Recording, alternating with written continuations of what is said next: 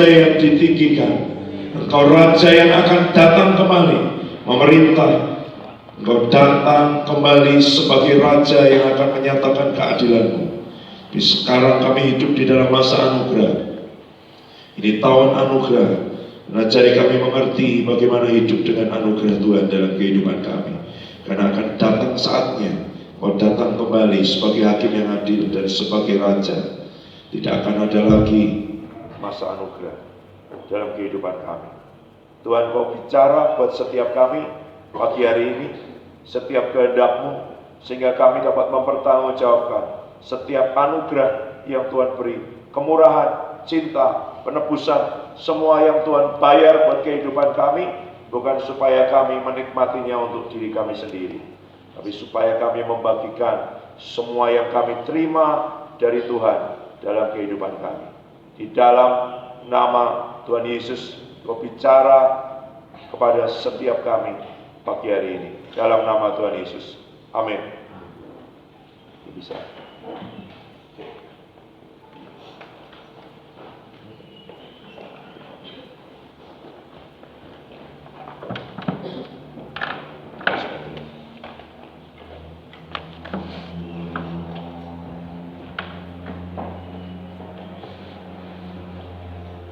Oke, buka dulu bersama dengan saya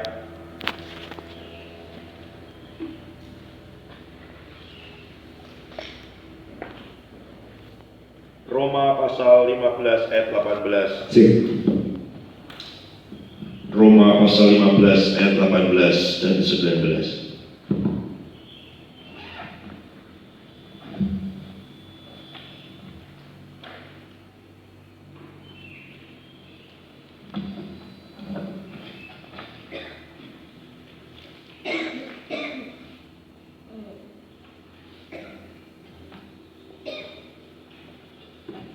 Roma 15 ayat 18 dan 19. Sebab aku tidak akan berani berkata-kata tentang sesuatu yang lain, ini Paulus, kecuali tentang apa yang telah dikerjakan Kristus olehku, yaitu untuk memimpin bangsa-bangsa lain kepada ketaatan, oleh perkataan dan perbuatan, oleh kuasa tanda-tanda dan mujizat-mujizat, dan oleh kuasa Roh.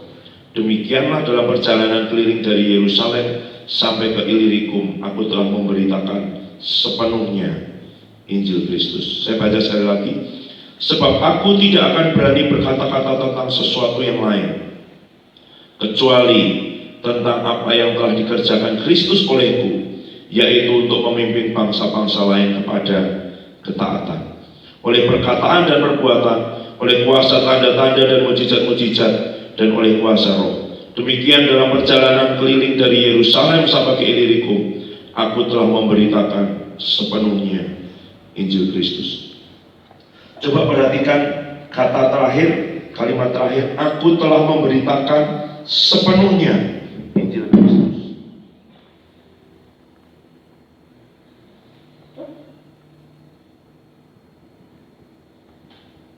Memberitakan apa?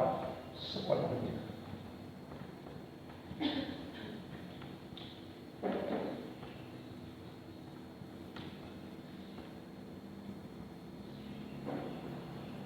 Bagaimana cara memberitakan Injil Kristus dengan sepenuhnya?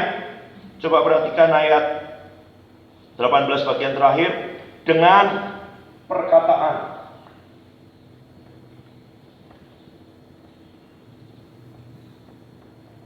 dan perbuatan.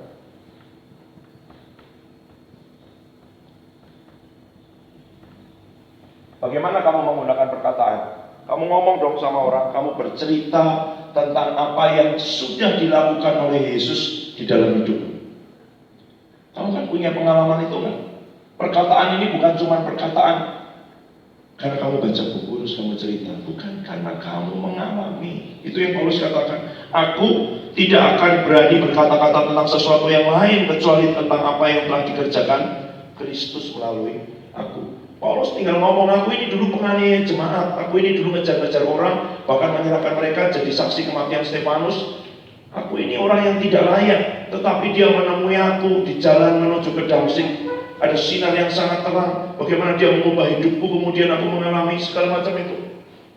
Ngomong dengan perkataan kamu punya di hidupmu, bagaimana Tuhan membawamu dari kampungmu, dari rumahmu, dari keluargamu, dari sukumu sampai ke tempat ini. Bagaimana engkau yang tidak pernah tahu apa rencana Tuhan, kehendak Tuhan, dia menyatakan kehendaknya di dalam hidupmu.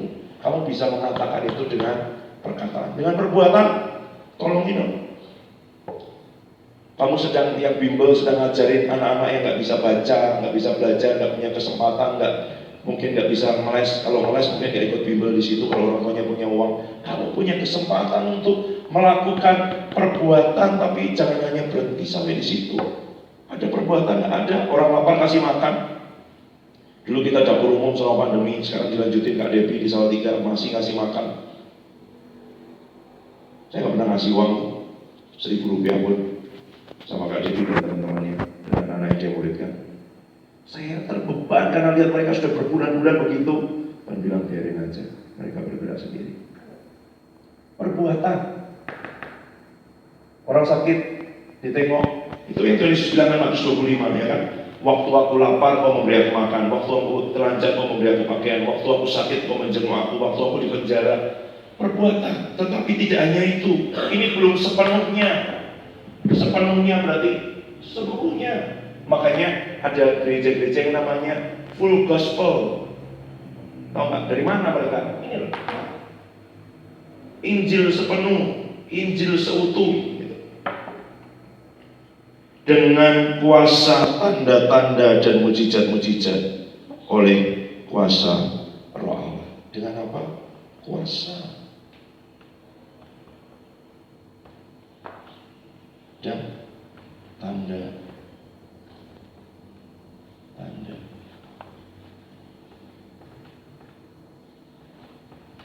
Oleh apa? Kuasa.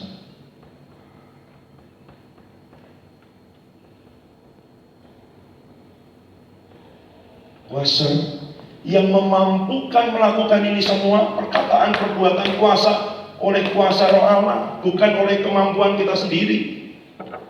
Banyak orang memberitakan Injil hanya dengan perkataan dan perbuatan. Mungkin kalau pakai perkataan dan perbuatan aja orang masih bisa mikir gini, masih bisa nolongin. Kalau kamu berbuat baik, bersaksi, kamu pikir kamu masih bisa. Tapi begitu masuk ke kuasa tanda-tanda dan mujizat, siapa yang bisa? Siapa yang bisa? Kamu mau menyelesaikan persoalan seperti apa? Saya mau bersaksi karena 10 hari kemarin kami melayani. Saya ambil cuti sebenarnya, tapi bukan untuk berlibur gitu ya, karena waktunya nggak memungkinkan di tengah semester. Kami bertemu dengan seorang pengacara menangani kasus-kasus besar. Satu kali istrinya sakit.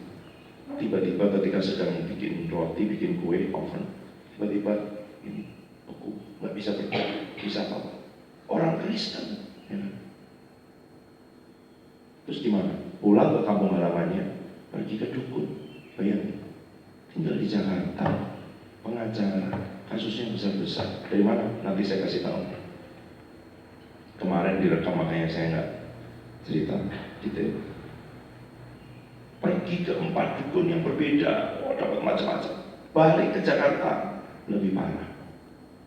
Terus gimana?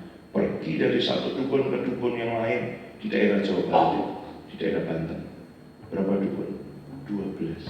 Setiap dukun minta mahar, minta uang ini. Pokoknya nggak minta uang, tapi minta syarat. Oh Pak, ini untuk membebaskan ini di laut sana, untuk ngambilnya harus putus roh ini dan semuanya. Uangnya habis. Dia ngurus istrinya tuh kalau gimana sih kalau kena serangan, kalau itu kaku ya, terus malam itu kayak seperti teriak-teriak sendiri. Jadi dia nggak bisa ngurusin kantornya, nggak bisa ngurusin semua kliennya, uangnya juga habis semuanya, nggak berdaya. Sampai satu kali suami istri disuruh Tuhan tidak kenal dengan mereka di depan rumah mereka dan bilang gini, Pak, kami disuruh Tuhan mendoakan istri Bapak. Bayangin, mulai didoakan, nyembah mereka di situ, nggak tanya sakitnya apa. Tahu yang terjadi kemudian? Tidak kamu 7 hari. Terus kambuh lagi. Didoakan lagi. Dua orang suami istri tadi ngajak pemimpin komselnya. Setelah ngajak pemimpin komselnya didoakan. Nggak kambuh. 7 hari kambuh lagi. Oh gimana ya? Datang kepada gembalanya. Cerita. Oh didoakan sama gembalanya. Barang-barang yang dari dukun itu kumpulkan semuanya. Dimusnahkan. Serahkan pada Tuhan Yesus. Tobat sungguh-sungguh percaya, didoakan. Akhirnya cari semuanya, ada yang ditanam, ada yang ditaruh di mana, butuh waktu. Karena dukunnya 16. Kenapa kok begitu? Karena tidak tahu bahwa di dalam Tuhan Yesus ada Injil yang sepenuhnya.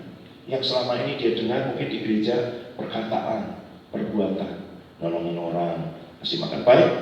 Tapi belum sepenuhnya itu. Karena tidak termasuk kuasa dan tanda-tanda mujizat. Nggak ada kuasa, nggak berdaya.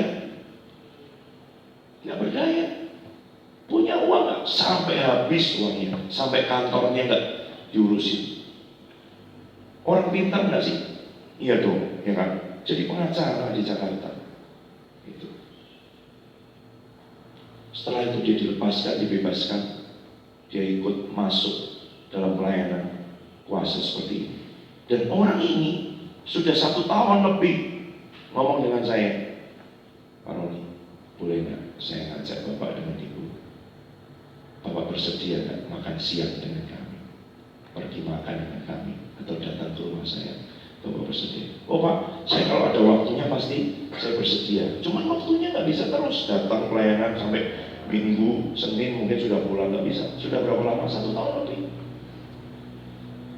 Kemarin itu saya diingatkan, kamu punya utang loh sama Bapak ini. Iya, saya ngomong juga jarang. Selesai kebaktian Minggu saya cari, bapaknya langsung nyambut saya di sana. Bilang, Pak, kapan masih bisa makan? Mau setelah 1 tahun masih nanya loh. Gitu. Ini bukan mau minta sesuatu, mau ngajak makan. Oke Pak, coba ya, saya masih bisa. Saya masih sampai hari Selasa di tempat ini, setelah itu pindah tempat lain. Saya coba atur ya, supaya saya bisa check out lebih sore dari hotel, jadi kita bisa makan siang, baru setelah itu saya dijemput. Oke. Pergi makan siang, baru ngobrol, cerita dia. Bapak tahu nggak kenapa saya bisa bergereja di sini, kenapa saya bisa seperti ini?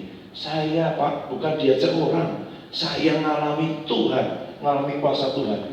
Jadi saya orang mau ngomong apapun, saya tidak akan goyah, karena saya mengalami kuasa Tuhan Yesus melepaskan. Saya sudah pergi ke 16 dukun, tidak bisa Pak. Uang saya habis, kantor saya sampai tutup. Tapi kuasa tanda-tanda dan mujizat dalam Tuhan Yesus itu membebaskan hidup saya. Kamu tahu dia cerita dengan saya. Terakhir, Pak Roni, tolong doakan ini. Ada kasus yang saya tangani sudah 4 tahun. Belum ada keputusan. Sengketa tanah senilai 160 miliar. Itu kasus-kasus yang dia tangani. Dia sebut nama seorang pengacara terkenal. Dia memang baik Pak, tapi orang baik di Indonesia ini ya Pak, kasihan kliennya, pengacara yang baik, karena dia tidak menyuap, tidak bisa menang. Padahal kalau itu memang haknya, kan berarti dia dirugikan, ada ketidakadilan. Nah, dia bilang, waktu saya pertama menangani kasus ini, saya belum mengalami Tuhan sungguh-sungguh Pak. Jadi waktu itu saya berikan uang. Tapi sekarang saya tidak mau lagi jalan seperti itu. Tapi Pak, kenyataannya, kalau tidak punya orang dalam, tidak bisa menang. Saya sambil berdoa dalam hati, Tuhan ini gimana? Saya ngomong gini, Bapak mungkin sekarang tidak punya orang dalam, tapi Bapak punya orang atas. Ya kan? Kamu punya Tuhan Yesus yang lebih berkuasa. Saya ajarin, seperti yang Mami bilang itu. Bapak tahu nama hakimnya nggak? Nggak tahu, karena ini peninjauan kembali di Mahkamah Agung. Kita nggak bisa tahu siapa nama hakimnya. Oke, mari kita berkatakan bersama. Bapak perkatakan yang saya ajar. Saya nggak mau orang bergantung pada saya. Kita harus ngajarin orang supaya mereka berdaya, mampu bergerak dengan kuasa tanda-tanda. Ikat ya Pak. Perkatakan semua roh ketidakadilan, semua roh yang mau menunda dan ini semua dipatahkan, diikat dalam nama Tuhan Yesus. Akan ada keadilan yang terjadi, akan ada keputusan yang adil. Kalau memang betul tanah itu milik kliennya, maka dia akan mendapat haknya dalam nama Tuhan Yesus. Gitu. Boleh Bapak berdoa bersama kami? Boleh? Lalu dia cerita lagi, Pak, belum lama ini Pak, baru beberapa bulan yang lalu, seorang sangat kaya di Indonesia berperkara, uangnya tidak terbatas. Dia hanya ingin, pokoknya saya nggak mau kalah, saya mau maju di pengadilan. Menang kalah bukan urusan, yang penting saya nggak mau kalah. Jadi gimana? Dia serahkan berkas perkaranya kepada saya, minta saya pelajari, dan dia bilang, kamu nyebut di depan kamu minta apa, saya akan beri. Supaya kamu tahu dulu berapa bayarannya dia. Jadi setelah dia mengalami Tuhan tadi itu, dilepaskan semuanya. Yang tadinya pergi ke 16 dukun, bangkrut, habis semua uangnya untuk ke dukun itu. Waktu Tuhan pulihkan, dia bilang hanya dari satu klien dia beli rumah dan mobil baru cash. Mau tahu bayarannya dia? Saya dengar begitu kepengen. Wah, orang ini dapat satu klien aja beli rumah dan mobil tunai. Tuhan pulihkan, Pak, semua yang hilang, yang diambil sama dukun kuasa gelap itu berkali-kali lipat di hidup saya. Itu kan semua yang dicuri iblis yang kita perkatakan itu, semua yang dicuri iblis dari hidupmu, ya kan? Dari 4 generasi di atas dikembalikan lewat satu klien. Kalau Tuhan mau memberkati itu, sederhana sekali. Dan orang itu bilang, Pak, saya terakhir itu dikasih begitu, saya disuruh mempelajari. Kalau dulu, Pak, ini saya bisa cari-cari supaya ini bisa maju ke pengadilan meskipun saya tahu nggak akan menang. Yang penting saya dapat duit. Jadi disuruh nyebut kok, kamu mau apa? Pengusahanya bilang begini, supaya kamu tahu bahwa saya mampu memberi kepada kamu. Jadi bukan menyelesaikan kasus dulu, dibayar di depan, menang kalah nggak masalah, yang penting berperkara di pengadilan. Tapi sekarang saya nggak bisa, sejak Roh Kudus di hati saya nggak bisa. Tapi saya tahu bedanya sekarang. Hati saya tenang, hidup saya tenang. Meskipun kasusnya kecil, uangnya tidak terlalu besar, tapi dulu uang saya banyak, tapi nggak pernah ada, Pak. Nggak tahu kemana, uangnya nggak pernah ada. Itu, coba bayangin. Ini kalau kamu tidak dengan kuasa tanda dan mujizat, ya kan? Dengan perkataan, pengacara, perkataan hebat, jago, dia bilang, dia pandai memainkan kata-kata, ya kan? Tapi dia bilang, saya tidak bisa sekarang, saya tidak bisa. Ada yang membuat saya tidak bisa dalam sini. Itu orang yang mengalami perjumpaan dengan kuasa dan tanda-tanda mujizat, karena dia mendengar Injil diberitakan sepenuhnya. Kalau kamu cuma punya perkataan dan perbuatan, kamu tidak berdaya menghadapi yang seperti itu. Bahkan dia harus dibuat melihat 16 dulu. Yang lain lagi, salah satu teman kemarin sebenarnya sahabat, sudah beberapa waktu dia mau ketemu tapi kami nggak bisa karena selalu Jakarta gede. Tinggalnya di ujung sana, dia di ujung yang lain. Kalau harus jemput itu 2 jam gitu.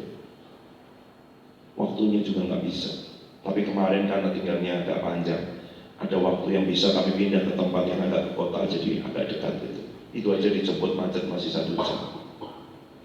Sejak dari sini saya doakan, Roh Kudus cuma taruh di hati, nggak usah berdoa buat dia, doakan buat anaknya aja. Gitu ya. Memang anaknya gangguan, jadi selalu setiap menjelang maghrib itu tutup mata terus berdoa, datang situ ngobrol-ngobrol, dia cerita apa yang terjadi sudah lama nggak itu. Baru pindah ke tempat baru, belum terlalu lama, dekat kota. Rumah dengan kantor, bangun rumah, bangun kantor 5 lantai di Jakarta, di daerah bisnis. Dia dapat gedung itu beberapa lalu direnovasi dan semuanya. Tapi setelah pindah ke tempat itu, uangnya nggak ada, usahanya mulai turun. Dia bingung, padahal sebelumnya di kantor yang lama itu, wow, bisa ini, bisa itu semua. Gimana coba? Apa yang terjadi? Satu hamba Tuhan datang ke tempat itu, langsung lihat seorang perempuan penari seperti itu. Langsung tanya, ada lukisan nggak di sini? Gambar seperti ini. Oh ada, Pak, dicari lukisannya nggak ketemu. Bayangin. Kenapa itu? Ada orang punya pesugihan, orang yang lama yang punya rumah itu, dan kemudian rumahnya dijual, uangnya itu sedot balik ke sana. Kenapa kok tempat strategis, dijual murah. Ada perjanjian yang kuasa kegelapan. Dia bisnis, kalau dia bilang, saya lihat laporan keuangan, uangnya harusnya ada. Tapi kenyataannya uangnya nggak ada. Terus mau gimana? Ini bisnisnya besar loh, kerjasama dengan luar negeri, dengan apa-apa semuanya. Dan Tuhan dia suruh doa begitu, yaudah kita ajarin, kamu kelilingin ya, kamu deklarasikan, kamu perkatakan ini semua. Kita berdoa di situ ke lantai paling atas, lihat gedung-gedung bertingkat dan itu semua, nyembah di situ. Sudah, mami ngajarin dia berdoa, mendoakan itu semua. Kami mengajari, tapi mungkin dia masih perlu ditemani, belum bisa untuk sendiri gitu.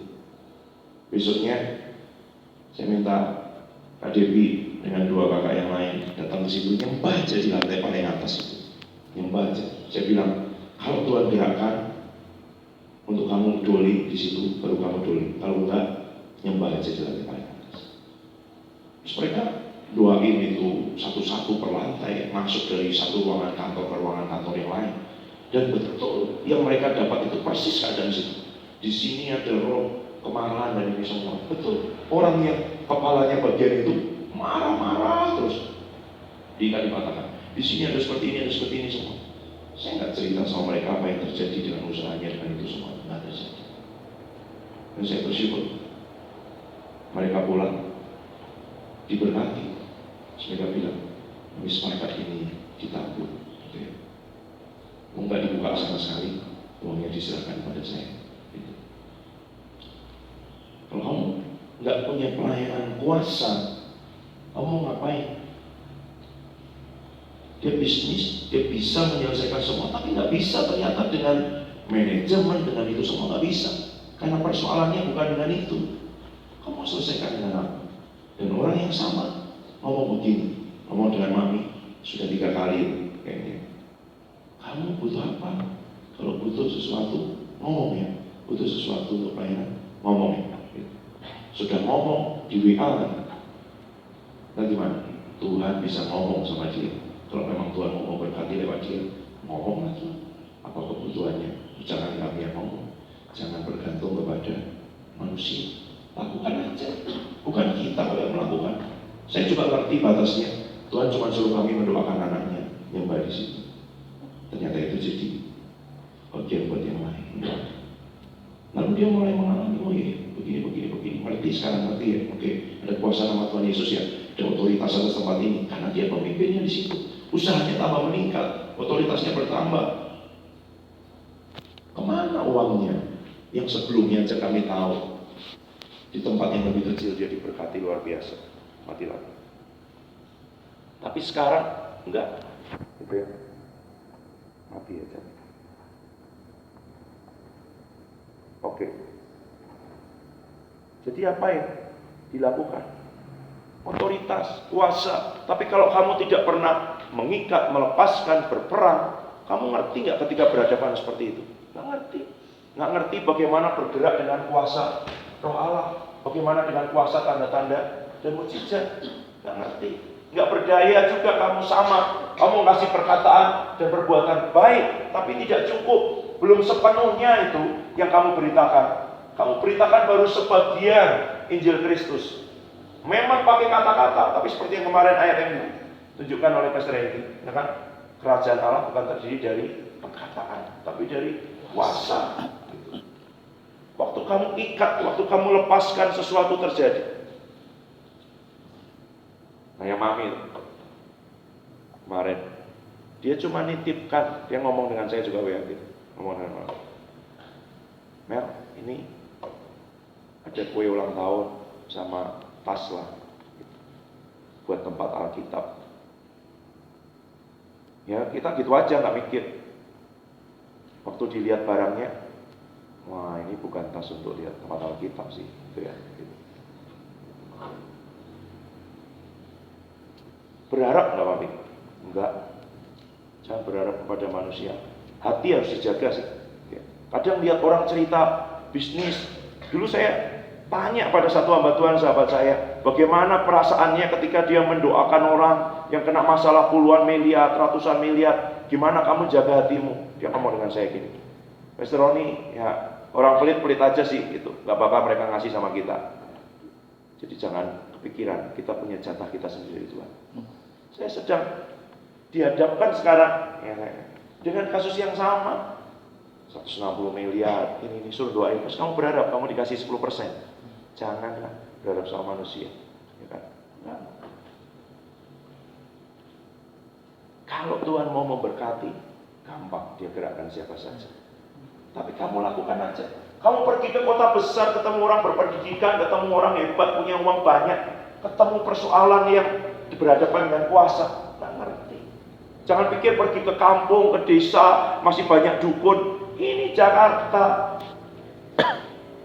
Satu orang lagi kemarin ibadah minggu bilang ini, Pak Roni, boleh saya foto dengan Bapak? Oh ya boleh, kenapa enggak? Bapak ini sudah 4 kali mendoakan saya, pengurapan saya belum pernah foto dengan Bapak. Tahu siapa orang itu? Pengacara dari Singapura. Terbang ke Indonesia, ikut doa 8 jam, 12 jam, menyembah, cari wajah Tuhan, hanya untuk dapat pengurapan. Khusus terbang dari Singapura, nginep di hotel, gak ketemu keluarganya di Indonesia, gak ketemu itu, hanya untuk ikut doa, nyembah. Karena dia mengalami bahwa dia tidak berdaya tanpa kuasa Roh Allah, kuasa tanda-tanda dan mujizat. Wow, saya ketemu pertama kali orangnya keras sekali. Karena dia punya semua, punya duit, punya network, punya backing, punya pengetahuan, punya semuanya. Tapi kalau kamu memberitakan sepenuhnya Injil Kristus, tidak hanya dengan perkataan dan perbuatan. Perkataan dan perbuatan dilakukan nggak? Iya. Kamu punya kesempatan nggak? Bimbel weekend, ketemu orang sakit, ketemu orang tua, anak-anak semua. Iya. Tapi kalau mereka tidak berdaya, terikat dan semuanya, kuasa tanda-tanda dan mujizat, doakan dong, tumpangi tangan dong, perkatakan dong, ikat rohnya, patahkan, lepaskan blessing, supaya kamu memberitakan sepenuhnya Injil Kristus. Dia berkuasa, dia mati di atas kayu salib supaya kita tidak lagi harus mati, supaya orang-orang yang tadinya terikat bisa dilepaskan, supaya dipindahkan dari kegelapan masuk ke dalam terang. Itu kuasa paling besar. Yang kata Ko Hengki kemarin, lebih besar daripada kuasa membelah laut, mengubah hidupmu dan hidupku. Kamu memberitakan nggak sepenuhnya gitu. Kalau ada orang sekarang berdebat, Yesus itu Tuhan nggak ya? Yesus ilahi nggak ya? Yesus itu benar-benar manusia nggak ya? Yesus itu, ya kamu jauh sekali masih berdebat. Kenapa? Karena yang diberitakan cuma perkataan dan perbuatan. Di sini orang masih bisa berdebat, tapi begitu bertemu dengan kuasa tanda-tanda dan mujizat, dengan kuasa Roh Allah. Kalau kamu tidak mau melakukan itu, kemarin kami berdoa buat anak-anak kecil usia SD sampai SMA kelas 1. Mengalami Tuhan luar biasa. Anak kecil itu nggak bisa kita bohong, kita nggak cerita apa-apa. Datang Tuhan Yesus meluk dia lihat hatinya dibuka, panah-panahnya dikeluarkan, hatinya lalu dipeluk lagi sama Tuhan. Langsung dijamah Tuhan. Anak SD kelas 3, kelas 4. Ngomongnya sudah bahasa Inggris semua. Saya ajak khotbah di sesi saya yang split dengan Mami. Saya khotbah di yang besar. Saya nggak siapin bahasa Inggris, tapi karena dengar mereka ngomong bahasa Inggris terus, keluarlah bahasa Inggris saya, gitu ya. Gitu. Di sini kok nggak keluar? Coba kalian ngomong bahasa Inggris terus, gitu ya. Gitu. Apa karena makan lodeh dan bandeng? Gitu ya. Enggak sih, gitu. Tapi keluar, saya nggak persiapan. Langsung kepala sekolah yang ngomong gini, wah Pak Roni udah siap-siap bisa bikin English service nih. Iya, itu tergantung atmosfernya, ya kan. Gitu.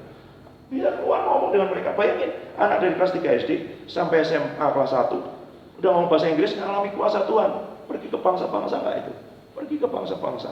Kamu punya janji loh di tempat ini, pergi ke bangsa-bangsa. Amin. Memberitakan sepenuhnya Injil Kristus. Ya kan? Kamu lihat sembuhan terjadi, mujizat terjadi, hamba Tuhan datang sini, kamu ditumpangi tangan berkali-kali. Buat apa itu?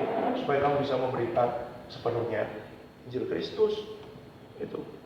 Jangan cuma dengan perkataan dan perbuatan. Perkataan dan perbuatan LSM bisa.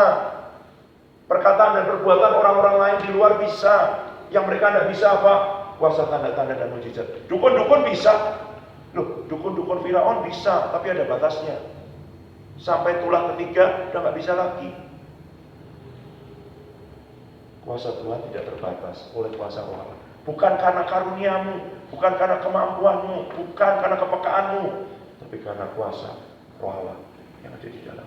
Itu Pentakosta hari Minggu kemarin yang dicurahkan, Roh Kudus dicurahkan. Kenapa? Karena sebelumnya murid-murid itu 3,5 tahun loh sama Tuhan Yesus pagi siang malam. Tapi ternyata waktu Tuhan Yesus disalib, lari itu, takut. Apa yang membuat mereka berani berdiri di depan banyak orang? Waktu Roh Kudus turun ke atas mereka, kuasa Roh Allah turun atas hidup mereka. Ya, kuasa dan tanda-tanda mujizat dan kuasa Roh Allah. Mari kita datang. Tuhan, kami mau mengalami di hidup kami sepenuhnya Injil Kristus. Kabar baik, berita pembebasan, berita kemenangan, berita sukacita yang sampai ke hidup kami. Bukan hanya dengan perkataan dan perbuatan, tapi dengan kuasa, tanda-tanda dan mujizat, dengan kuasa Roh Allah. Dan dengan kuasa yang sama, kami mau memberitakan sepenuhnya Injil Kristus pada orang-orang yang kami temui di tempat pelayanan weekend, waktu kami pergi keluar ke Salatiga, ke Pasar Raya, ke Ada Baru, kemanapun Tuhan. Waktu kami melihat dan merasakan Roh Allah menggerakkan kami, untuk kami bicara dengan seseorang, untuk kami mendoakan seseorang, kami mau memberitakan dengan sepenuhnya, dengan anak-anak bimbel yang kami layani, di rusun, di Mujo, dimanapun Tuhan.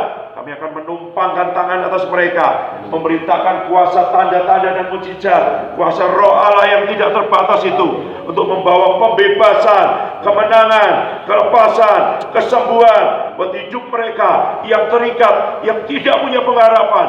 Karena hanya ada pengharapan di dalam nama Tuhan Yesus, nama yang berkuasa, nama di atas segala nama, yang olehnya setiap lutut akan bertelut dan setiap lidah akan mengaku.